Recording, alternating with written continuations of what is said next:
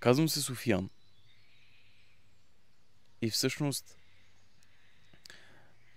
тук поставям началото на нещо, което исках още преди 10 години. Да започна да създавам по-дълги видеа, които това видео поставя началото на тази промяна, която аз от изключително много време назад исках да започна нещо подобно. Което да не бъде просто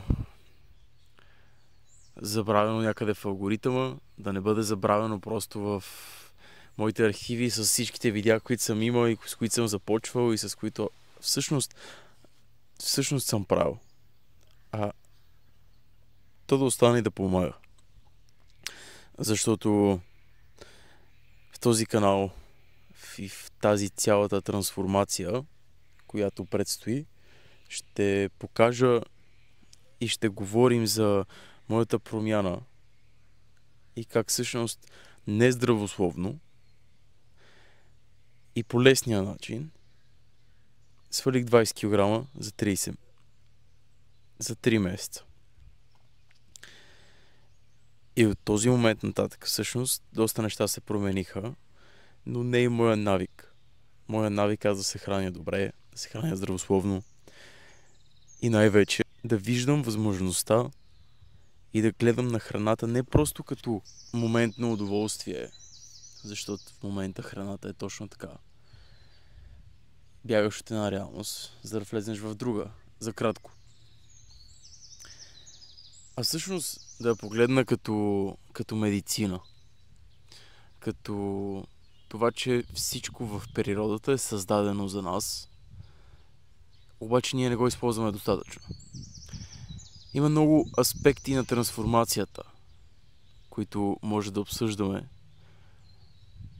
и които всъщност предстоят да бъдат обсъждани, които всъщност предстоят да бъдат променени. Едно от най-важните неща в живота е, че никога да не си мислим, че вече нещо се е променило и че ако сме направили нещо достатъчно продължително време да го вземем за даденост. Не. Не, защото в нас се крие едно друго нещо, което много бързо излиза. И то е старите ни навици. Навици, които са ни градили с месеци, дори години. Например, аз когато бях с наднормено тегло, моите килограми не ги бях натрупал просто за 3 месеца. Моите килограми ги бях трупал с години. С десетки месеци назад. И всъщност цялата тази идея на този живот е, че искаме винаги промяната. Искаме винаги да вървим към нещо по-добро. Тук поставям началото на нещо, което исках още преди 10 години. Да започна да създавам по-дълги видеа, които да бъдат като тип разговор. Не на игри. Няма да играем. Смятам, че живота е достатъчно реална видеоигра. Тук нямаш втори живот. И всъщност това го прави красиво. Това го прави истинско. В игрите, аз като фен на игрите, особено на Counter-Strike, особено на Call of Duty, там можеш да умреш много пъти. И после след което да се спалнеш на същото място и в крайна сметка ти пак си там и пак опитваш.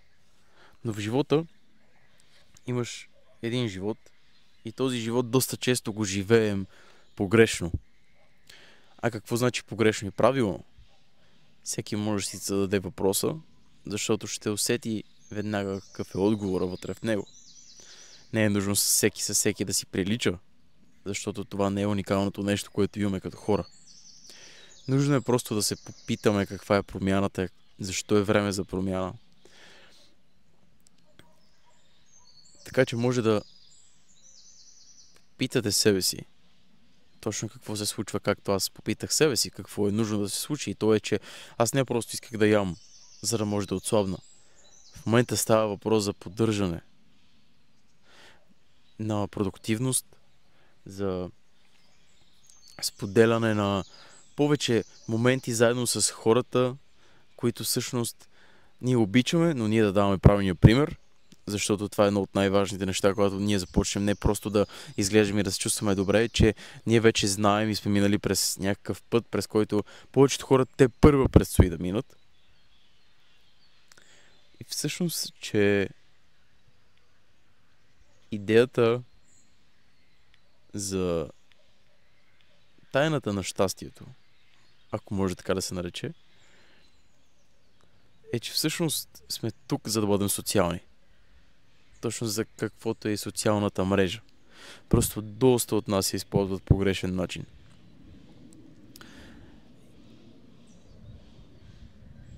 Използваме точно по обратния начин. Нито се социализираме, нито създаваме. Защото социалната мрежа е създадена с цел изграждане на по-силно общество и създаване на съдържание. Защото дори в момента да съм сам тук в гората и да говоря на камерата отсреща, всъщност това видео, този разговор, който в момента водим, той ще бъде чут от много други хора. Може да са 50, може да са 60, може да са 100 или 1000. Едно е сигурно, че дори в момента, докато аз разговарям с телефона си, аз си разговарям с всеки един от вас, който е останал до тази част на видеото. И това е видеото, в което аз не съм писал никакъв сценарий. Дойдох, седнах, сложих камерата, записвам и импровизирам. Защо? Защото голяма част от нещата в живота винаги са импровизация. Винаги е нещо, което на нас после може и да не ни хареса, но ние вече сме го създали. Аз ако в момента това видео после не го споделя, не го посна, всъщност аз ще съм инвестирал 10 минути плюс още 20 с идването. Това означава, че аз тази моя енергия, която съм изхабил тук, инвестирал, не изхабил, всъщност нейната възвръщаемост няма да тръгне на никъде. Колкото и да не е перфектно това видео.